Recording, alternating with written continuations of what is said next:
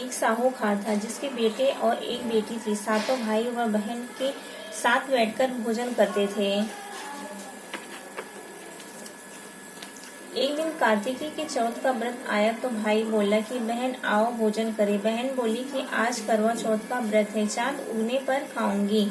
तब भाई ने सोचा कि चांद उगने तक बहन भूखी रहेगी, तो एक भाई ने दिया जलाया, दूसरे भाई ने छलनी लेकर उसको ढका और नकली चांद दिखाकर बहन से कहने लगी कि चल चांद उग जाता है, अर्घ दे ले। बहन अपनी भाभीियों से कहने लगी कि चलो अर्घ दे, तो उसकी भाभीियां बोली तुम्हारा चांद उगा होगा, हमारा चांद तो रात को उगेगा। बहन ने तब अकेले ही अर्घ दे दिया और खाने लगी। तभी तो पहले ग्रास में बाल आ गया, दूसरे ग्रास में कंकड़ आ गया और तीसरे ग्रास में मुंह की ओर किया तो उसकी ससुराल से संदेशा आया कि उसका पति बहुत बीमार है, जल्दी भेजो। माँ ने तब लड़की को विदा किया तो कहा कि रास्ते में जो मिले उसके पांव लगना और जो कोई सुहाग का आशीर्वाद दे तो उसे पल्ले में गांठ लगाकर उसे कुछ रुपए देना। बहन जब भाइयों से विदा हुई तो रास्ते में जो भी मिला उसने यह आशीष दिया कि तुम 7 भाइयों की बहन हो, तुम्हारे भाई सुखी रहे और तुम उसका सुख देखो। सुहाग का आशीष किसी ने भी नहीं दिया। जब वह ससुराल पहुंची तो दरवाजे पर उसकी छोटी ननद खड़ी थी। वह उसके भी पांव लगी तो उसने कहा कि सुहागिन रहो, सपूती हो। तो उसने यह सुनकर पल्ले में गांठ बांधी और ननद को सोने का सिक्का दिया। जब भीतर गई तो सासू ने कहा कि पति धरती पर पड़ा है, तो वह उसके पास जाकर उसकी सेवा करने के लिए बैठ गई। बाद में सासू ने दासी के साथ हाथ बची खुची रोटियां भेज दी। इस प्रकार के समय बीतते बीतते मार्गशीर्ष के चौथ आई तो चौथ माता बोली करवा ले भाइयों की प्यारी करवा ले। लेकिन जब उसे चौथ माता नहीं दिखलाई दी तो वह बोली हे माता, आपने मुझे उजाड़ा तो आप ही मेरा उद्धार करेंगी, आपको मेरा सुहाग देना पड़ेगा। तब चौथ माता ने बताया कि पौष की चौथ आएगी, वह मेरे से बड़ी है, उसे ही सब कहना, वही तुम्हारा सुहाग वापस देंगे। पौष की चौथ आकर चली गई, माघ की भी चली गई, फागुन की चौथ की आकर चली गई, चैत वैशाख जेठ आषाढ़ और सावन भादों की सभी चौथ आई और यही कहकर चली गई कि आगे वाली को कहना। और सच की चौथ आई तो उसने बताया कि कार्तिक की चौथ नाराज है, उसी ने तुम्हारा सुहाग लिया है, वही वापस कर सकती हैं, वही आएंगी तो पांव पकड़कर विनती करना। यह बताकर वह भी चली गई। सब कार्तिक की चौथ आई तब वह गुस्से में बोली भाइयों की प्यारी करवा ले, दिन में चांद उकाने करवा ले, व्रत खंडित करने वाली करवा ले, भूखी करवा ले। तो यह सुनकर चौथ माता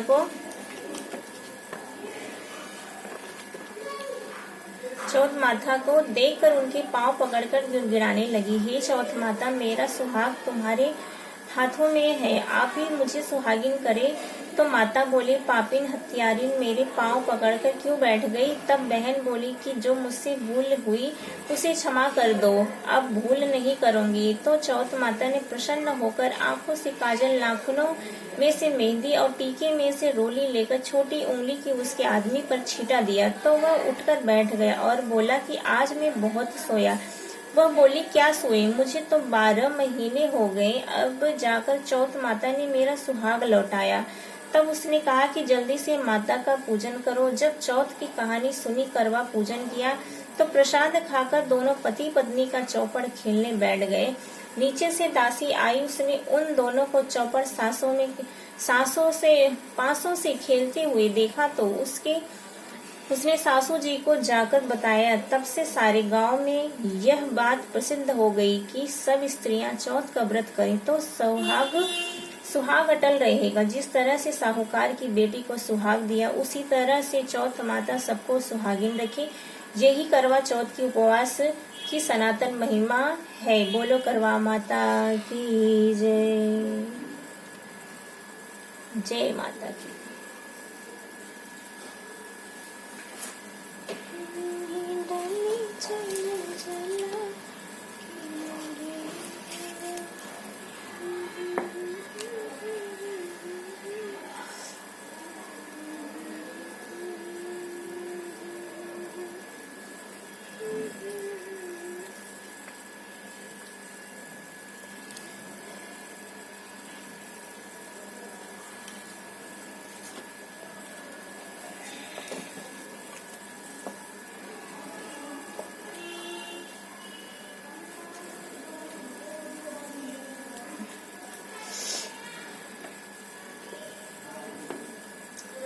प्राचीन काल में करवा नाम की एक पतिव्रता और स्त्री और अपने पति के साथ नदी किनारे एक गांव में रहती थी। कार्तिक के मास की कृष्ण पक्ष की चतुर्थी चौथ के दिन उसका पति नदी में स्नान करने के लिए गया। स्नान करते समय एक मगरमच्छ ने उसका पैर पकड़ लिया। वह करवा करवा नाम लेकर मदद के लिए पुकारने लगा। उसकी आवाज सुनकर उसकी पत्नी दौड़ आई और उसने मगरमच्छ के कच्चे धागे से बांध दिया। मगरमच्छ को बांधकर वह यमराज के यहाँ पहुंची और यमराज से बोली, भगवान मगरमच्छ ने मेरे पति का पैर पकड़ लिया है, अतः पैर पकड़ने के अपराध में आप अपने बल से उस मगरमच्छ के नरक में ले जाओ।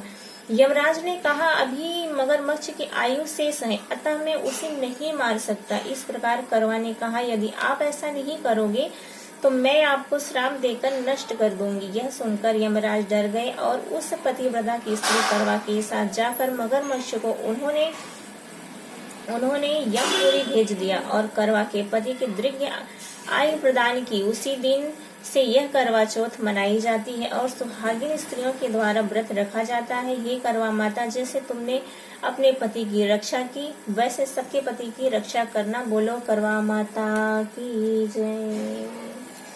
जय माई की।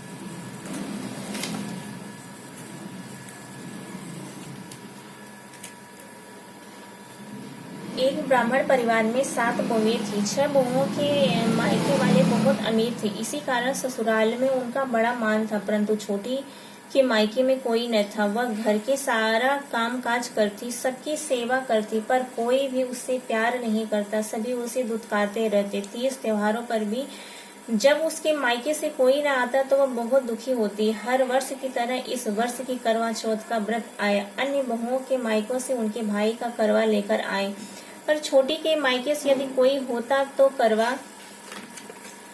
भी लाता। सासू भी छोटी को खरी खोटी सुना रही थी। वह दुखी होकर घर से निकल पड़ी और जंगल में जाकर रोने लगी।